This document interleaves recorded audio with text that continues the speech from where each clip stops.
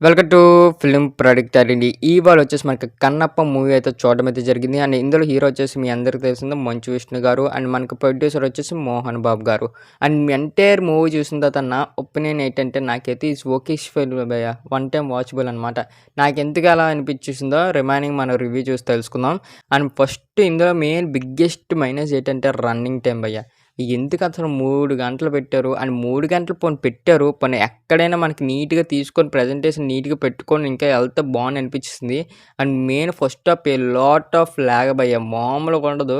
అని ఎందుకని నేను అలాగ అన్నానంటే అండ్ క్యారెక్టర్స్‌ని అనేది కొంచెం బాగా బిల్డ్ చేసుకొని ఇంకా క్యారెక్టర్స్‌ని అనేది నీట్‌గా ఎఫర్ట్స్ పెట్టుకొని తీస్తే బావుండు అనిపించేసింది. అండ్ ఇదే మనకి స్టోరీ సరైన డైరెక్టర్ పడితే ఇంక వేరే లెవెల్‌లో ఉందును. బట్ ఎందుకంటే నేను అలా చెప్తున్నాను ఈ స్టోరీలో చాలా వరకు డెప్త్ ఉంది. అక్కడికొచ్చేసి మన 'మంచు విష్ణు' గారు యాక్టింగ్ కూడా చాలా చేశారు. అండ్ ఇంకోటొచ్చేసి మన 'మోహన్ బాబు' గారు గానీ, 'మోహన్ లాల్' గారు గానీ వీళ్ళందరి క్యారెక్టర్స్ కూడా చాలా వరకు మనం బిల్డ్ చేసుకొని పెట్టుకున్నారు గానీ అండ్ అనదర్ క్యారెక్టర్స్ అనేది ఇంకొంచెం బిల్డ్ చేసుకొని ఉంటే బావుండనిపించేసింది.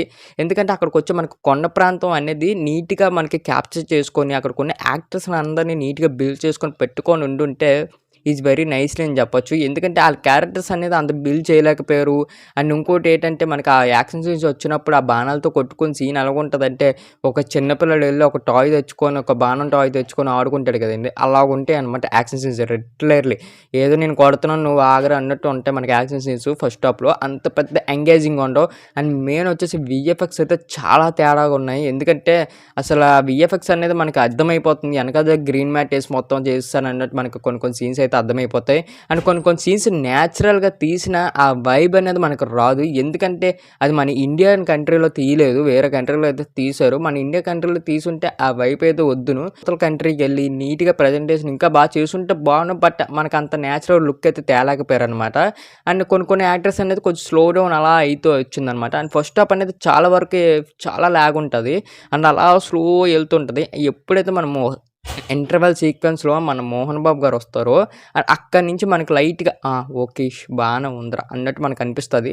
But regularly and second half కూడా ఒక 30 మినిట్స్ లాగ్ ఉంటది.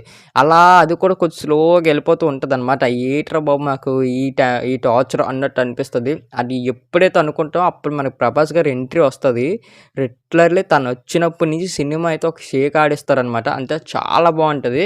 ఎప్పుడైతే 'ప్రభాస్' గారు వస్తారో ఆ క్యారెక్టర్‌కి అక్కడికొచ్చే సిట్యుయేషన్‌కి, అక్కడికొచ్చే టైమింగ్‌కి కరెక్ట్ పెట్టారు డైరెక్టర్ గారు 'ప్రభాస్' గారిననమాట.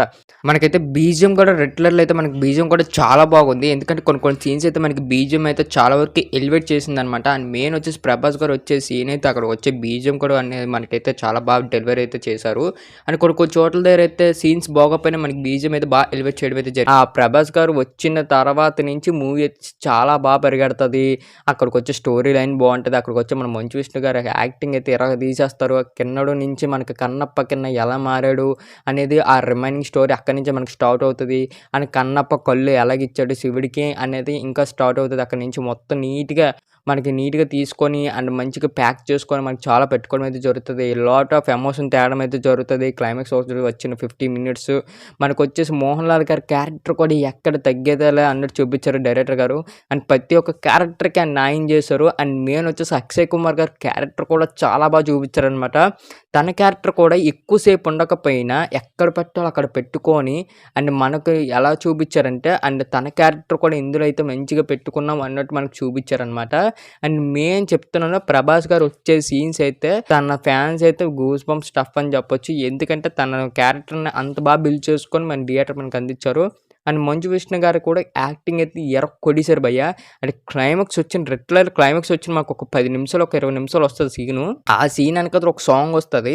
మనం కూడా ఆ ఏడుపు అనేది మనకు కూడా ఒక కన్విన్స్ అయిపోతాం ఆ సీన్‌కి. అంత తీశారు డైరెక్టర్ గారు. అండ్ యాక్టింగ్ కూడా తన నుంచి అలాగే తెచ్చారు. అండ్ మెయిన్ వచ్చేసి అండ్ పెద్ద పెద్ద యాక్టర్స్ నుంచి అయితే క్యారెక్టర్స్ గురించి అయితే చెప్పక్కర్లేదు. అంత చేశారనమాట ప్రతి ఒక్కరును. బట్ జూనియర్ ఆర్టిస్టులు ఇంకొంచెం చేసుంటే బాగుండు అనిపించేసింది. లేకపోతే వేరే వాళ్ళని పెట్టుకున్న బాగుందనిపించేసింది. ఆ ఫస్ట్ హాఫ్ అనేది ఇంకొంచెం బిల్డ్ చేసుకొని, ఆ యాక్షన్ సీన్స్ నీట్‌గా పెట్టుకొని, ఆ వీఎఫ్ఎక్స్ అనేది కరెక్ట్‌గా వాడుకొని, మనకి న్యాచురల్ లుక్ ఫస్ట్ హాఫ్ తెచ్చుంటే ఈజ్ వెరీ ఫంటాస్టిక్ మూవీ అని చెప్పొచ్చు. ఆ ఫస్ట్ హాఫ్ వల్ల ఈ సినిమా అయితే చాలా వరకు దెబ్బ తిన్నదని చెప్పొచ్చు. అండ్ సెకండ్ హాఫ్‌లో కూడా ఫ్యూ ల్యాగ్ సీన్స్ ఉన్నాయి. అవి కూడా నీట్‌గా కవర్ అప్ చేసుకొని, అవి కూడా నీట్‌గా పెట్టుకొని ఉండుంటే is Kannappa is good film అని మనకైతే రావచ్చనమాట. అండ్ ఈ మూవీకి మేమిచ్చేసే రేటింగ్ ఒక 5కి ఒక 3 ఇస్తున్నాం. Is okayish film. ఎవరైతే సబ్స్క్రైబ్ చేయలేదో సబ్స్క్రైబ్ చేసి బెల్ ఐకాన్ మాత్రం ఆన్‌లో పెట్టుకొని మా ఫర్దర్ వీడియోస్ మిస్ అవ్వకుండా చూడొచ్చు. చూస్తున్నారు కానీ సబ్స్క్రైబ్ చేసుకోవట్లేదు. ప్లీజ్ ఆన్ సబ్స్క్రైబ్ అలా లైక్ కూడా చేయండి.